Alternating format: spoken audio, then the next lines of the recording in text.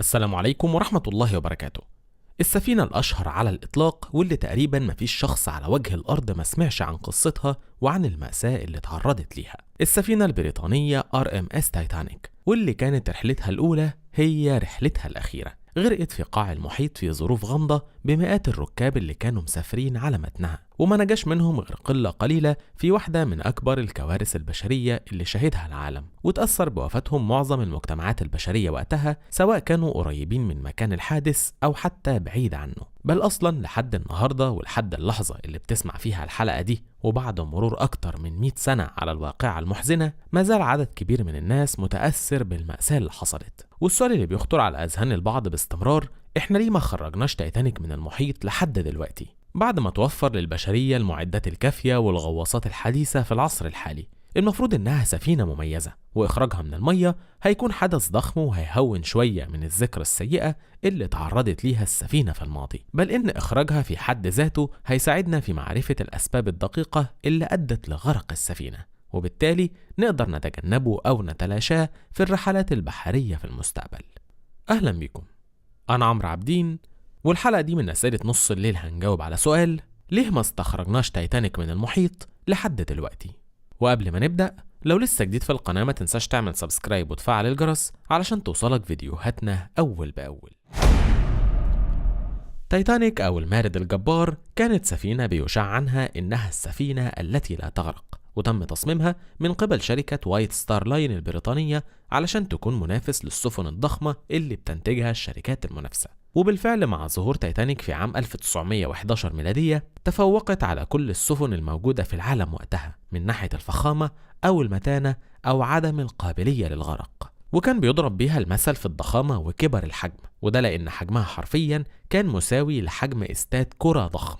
لكن المحزن إنه بالرغم من الحاجات دي كلها، وبالرغم من تزويدها بجميع المعايير الخاصة بالسلامة والأمان، إلا إن السفينة ما أبحرتش غير رحلة واحدة وبس. 10 إبريل عام 1912 كانت أول وآخر رحلة للسفينة تايتانيك، وده بعد ما غادرت الميناء الإنجليزي كوينز تاو واتجهت بكل شموخ للولايات المتحدة الأمريكية، وقضت 4 أيام في المحيط بدون أي عقبات أو مشاكل.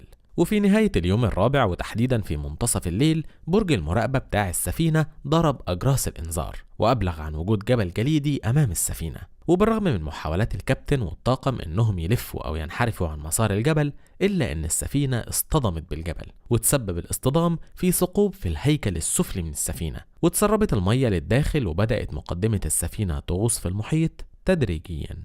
وبعد مرور 2 و40 دقيقة تقريبا، غرقت السفينة تايتانيك واختفت تماما في المحيط، وكان موجود على متنها 2200 راكب، نجا منهم حوالي 700 شخص، و1500 ماتوا بسبب عدم وجود وفرة في قوارب النجاة، في واحدة من أشهر الكوارث اللي شهدها العالم على الإطلاق. واقعة الغرق الخاصة بالسفينة تايتانيك محدش عرف عنها غير بعد الحادثة بعدة أيام، وتحديدا لما صحيفة نيويورك هيرالد أعلنت في الصفحة الأولى خبر عن كارثة غرق السفينة تايتانيك، وانتشر الخبر في كل أنحاء العالم انتشار النار في الهشيم. وزي ما الصحف كانت مهتمة بنشر خبر بداية رحلة تايتانيك في 10 إبريل، اهتموا أكتر بنشر خبر غرق السفينة، وبدأت الصحف تكتب في صفحتها الأولى بالخط العريض: سفينة الأثرياء تغوص في قاع المحيط، أو السفينة التي لا تغرق ترقد الآن في القاع. وبالرغم من أن الصحف وقتها نشرت أخبار كتير عن السفينة، إلا أنها ما قدرتش توضح ظروف الحادث وسبب غرق السفينة بالتحديد، لحد ما قدروا بعد مرور الوقت أنهم ياخدوا قدر كافي من المعلومات من خلال الركاب اللي نجوا من الغرق وبعض أفراد طاقم السفينة. وبمجرد ما القصة وضحت، بدأت المظاهرات تجتاح شوارع لندن، والمدينة شهدت ضجة كبيرة بسبب الحادث المروع اللي أصاب السفينة وركابها. ونددت المظاهرات بكل الأشخاص المسؤولين عن الكارثة اللي حصلت، وطلبوا بإجراءات حاسمة علشان تضمن سلامة المسافرين بالسفن بعد كده. لكن كان رأي الخبراء وقتها إنه بالرغم من غرق تايتانيك، إلا إنها مصنفة كأحد أكثر السفن الآمنة اللي عرفتها البشرية، والسبب الرئيسي في غرقها إن السفينة تفاجأت بوجود الجبل قدامها أثناء الحركة بسرعة، وده شيء عارض خارج عن إرادة الجميع. بعيدا عن سبب غرق السفينة، إلا إنها ما زالت موجودة في قاع المحيط، فيا ترى ليه سابوها في المحيط كل ده؟ هل مفيش معاهم فلوس كفاية علشان يمولوا مشروع استخراج السفينة؟ أكيد لأ. معظم أهالي الضحايا كانوا من الأثرياء، وسهل جدا يمولوا حاجة زي دي. طيب هل المشكلة مشكلة معدات ومحدش معاه الآلات اللازمة لاستخراجها؟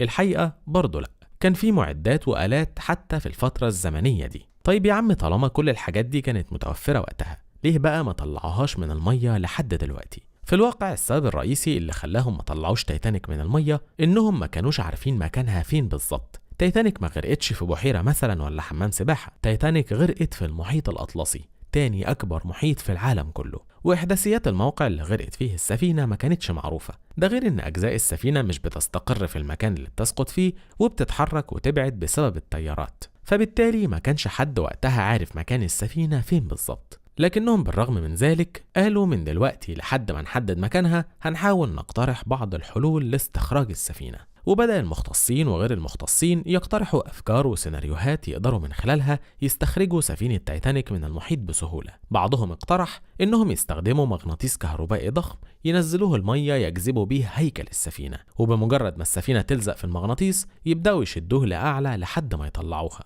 ومن الأفكار التانية إنهم يستخدموا نيتروجين سائل يجمدوا بيه هيكل السفينة بالكامل، وبالتالي لما السفينة تتجمد وتبقى عبارة عن كتلة جليدية هتبدأ لوحدها ترتفع لأعلى وتطفو على سطح المحيط زي مكعبات التلج ما بتطفو على سطح المية. كل الناس كانت بتقول آرائها، والبشرية بوجه عام كان عندها شغف شديد لاستخراج السفينة تايتانيك من المحيط. لكن للأسف أثناء ما الناس كانت بتقترح أفكار وبيتناقشوا مع بعض حصلت حاجة قطعت حبل أفكار الكل، والحاجة دي كانت الحرب العالمية الأولى وتلاها الحرب العالمية الثانية، واللي كانوا عامل كبير جدا لإهمال المجتمع العلمي السفينة تايتانيك لعشرات السنين. لكن بمجرد ما الحرب انتهت والأوضاع استقرت بدأ الناس يتكلموا مرة تانية عن السفينة وطرق إخراجها، وبدأت مؤسسات بحثية تحط خرائط لأعماق المحيط ويستعينوا بخبراء وباحثين علشان يقدروا يحددوا مكان السفينة بالظبط. لكن لحد عام 1985 كل المحاولات باءت بالفشل. غرق السفينة تايتانيك أصبح ظاهرة ثقافية أحياها الفنانين وصناع الأفلام والكتاب والموسيقيين، لكن بمجرد ما تم اكتشاف السفينة ما بقاش كافي إحيائها فنيا بس، بل إن البشر عزموا على إخراجها نفسها من الماء. وفي 1 سبتمبر عام 1985 اكتشفت بعثة أمريكية فرنسية بقيادة روبرت بالارد حطام السفينة تايتانيك الغارقة في قاع المحيط الأطلسي بعد حوالي 73 سنة من غرق السفينة. لكن فريق المستكشفين لاحظوا إن السفينة انقسمت لنصفين بعد فترة وجيزة من غرقها وقبل ما توصل أصلا للقاع، وبقاياها انتشرت في منطقة قطرها 1600 متر وعلى عمق يتعدى 3800 متر، وكان موجود عدد ضخم من الأدوات والمتعلقات حوالين السفينة، أطباق وأساس وصناديق ومعادن. وبالرغم من ان كان في بعض الحاجات بحالة جيدة الا ان السفينة نفسها تضررت بشدة بسبب تواجدها في المحيط طول الفترة دي. وبالرغم من ان المستكشفين قضوا اعمار طويلة في البحث عنها الا انهم قرروا ما يخرجوهاش من المية، وكل اللي عملوه انهم حطوا عليها يافطة مكتوب عليها السفينة متضررة جدا وحالتها سيئة، نرجو عدم لمسها، وبعدين سابوا السفينة وطلعوا للسطح مرة تانية. الله، ايه اللي بيحصل ده؟ ليه ما خرجوش السفينة من المية؟ وإيه هي قصة اليافطة دي؟ بعد أكتر من 70 سنة بحث ونلاقيها في النهاية يسيبوها بالبساطة دي ويمشوا عادي كده؟ ليه ما حاولوش حتى إنهم يجربوا يخرجوها؟ في الحقيقة حصلت بالفعل أكتر من محاولة لاستخراج السفينة من المحيط، لكن المستكشفين لقوا إن هيكل السفينة بقى هش تماما وضعيف، وأي محاولة لاستخراج السفينة هتؤدي لانهيار جسم السفينة بالكامل وتتحول لرماد، مع العلم انه متوقع خلال 40 سنة الجاية ان السفينة تنهار من تلقاء نفسها، بالاضافة لان هيكل السفينة تعرض للصدى بسبب بكتيريا هالومونس واللي عندها القدرة على اكل الحديد. وكل اللي المختصين قدروا يعملوه انهم عقدوا اتفاق عالمي بتأمين حدود المنطقة البحرية اللي غرقت فيها تايتانيك والاحتفاظ بالسفينة في قاع المحيط تحت حماية اليونسكو علشان تتحول السفينة لتراث ثقافي تحت المية محدش قادر ينقذه ولا حتى يقرب منه. وكل اللي بنعمله دلوقتي إننا شايفين العد التنازلي لاختفائها خلال السنوات القادمة، وعاجزين كل العجز إننا نقدم لها أي مساعدة أو حتى ننقذها.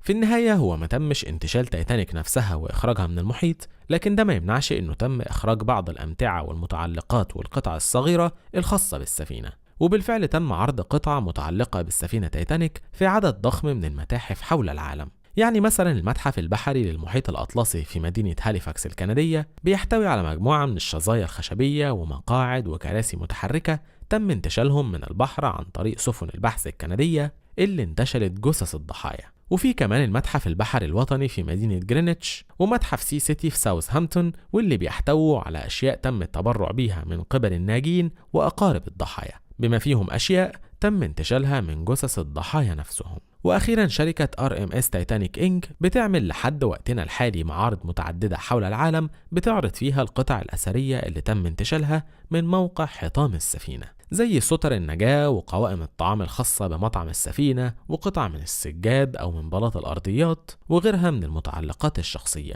والأغراض المعروضة دي زارها أكتر من 20 مليون إنسان حول العالم. وأخيرا من الحاجات الغريبة اللي تم انتشالها من المية هي ساعة لأحد الضحايا توقفت في تمام الساعة 2:28، يعني بعد دقايق معدودة من دخول صاحبها في المية، علشان تبقى شاهد دائم على أحد الوقائع البشرية اللي توقف فيها الزمن. وبكده نبقى جاوبنا النهاردة على سؤال ليه ما استخرجناش تايتانيك من المحيط لحد دلوقتي. وكالعادة لو في سؤال بيجيلك في نص الليل ومحيرك اكتبه لنا في التعليقات تحت الفيديو علشان نجاوبك عليه. ولو الفيديو عجبكم ما تنسوش اللايك والشير، والناس اللي أول مرة تشوفنا اعملوا سبسكرايب وفعلوا الجرس علشان توصلكم فيديوهاتنا أول بأول. واشوفكم الحلقة الجاية.